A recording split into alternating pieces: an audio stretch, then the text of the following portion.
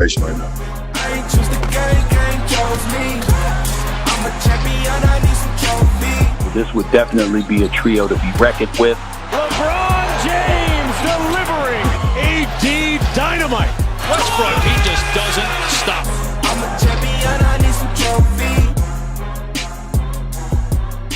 trophy. Welcome back to The Jump. There are a million things to love about the NBA, but one of them is that you wake up every single day knowing it's possible that by the time you go to bed, something completely shocking will have happened. Sometimes it's something merely bizarre, like, I don't know, a player throwing a bowl of soup at one of his coaches. But sometimes it is more consequential, like what happened before yesterday's draft. Shout out Swish, by the way. With the eyes of the entire league focused on Cade Cunningham and crew, the Lakers dive-bombed in with a jaw-dropper. Russell Westbrook is coming to town to join LeBron James and Anthony Davis.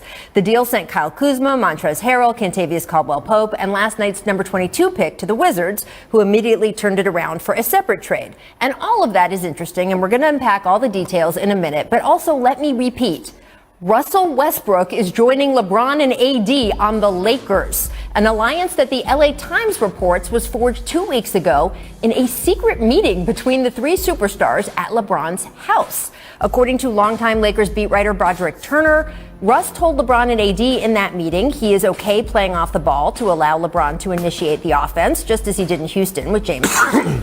And in return, LeBron and AD volunteered to shift positions if that's what turned out to be best for the team. James moving to power forward, Davis playing more often at center. It's an interesting peek into how the Lakers plan to adjust now that they have acquired one of the most unusual talents in the game. A relentlessly competitive triple-double machine, a leader off and on the court who is motivated to play well at home, but who is also playing on his fourth team in 4 seasons, in part due to his shooting issues.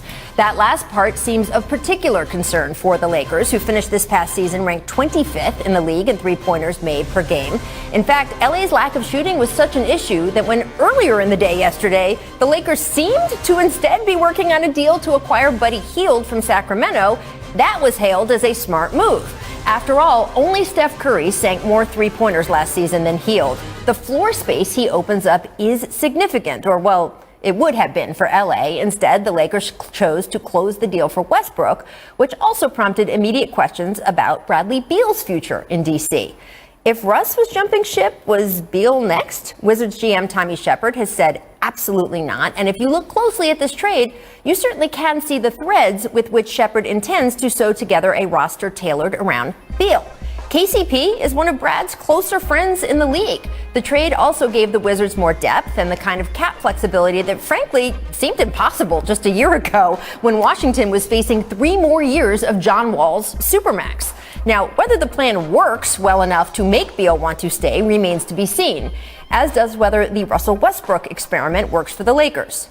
All I know for sure is it was an absolute shocker, or as we call it in the NBA, just another day. Now, to discuss a little bit more on this, we want to bring in our senior writer, host of The Low Post, Zach Lowe.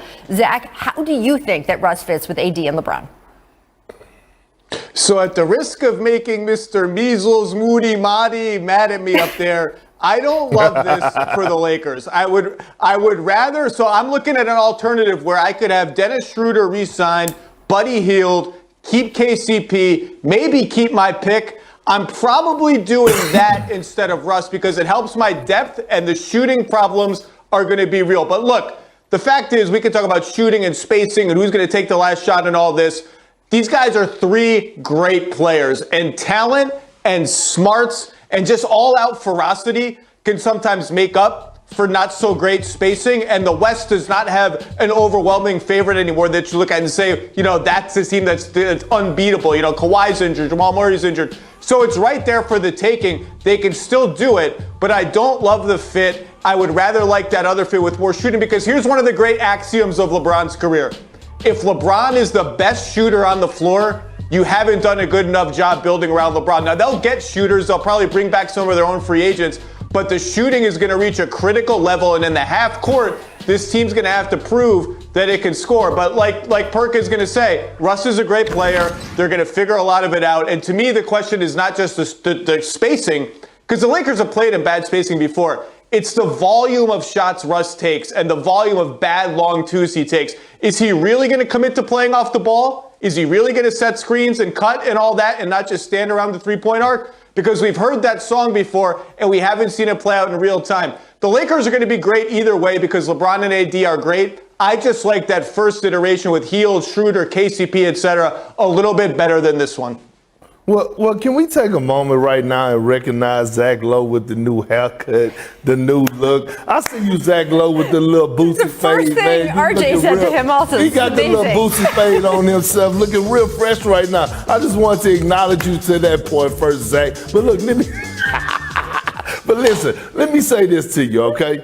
First of all, you might as well change the name, right? They're the Los Angeles Jeffersons, okay, because they're moving on up. Look, adding Russell Westbrook was huge, and that makes them the favorite to come out of the Western Conference. And in my eyes, that makes them the favorite to win the title.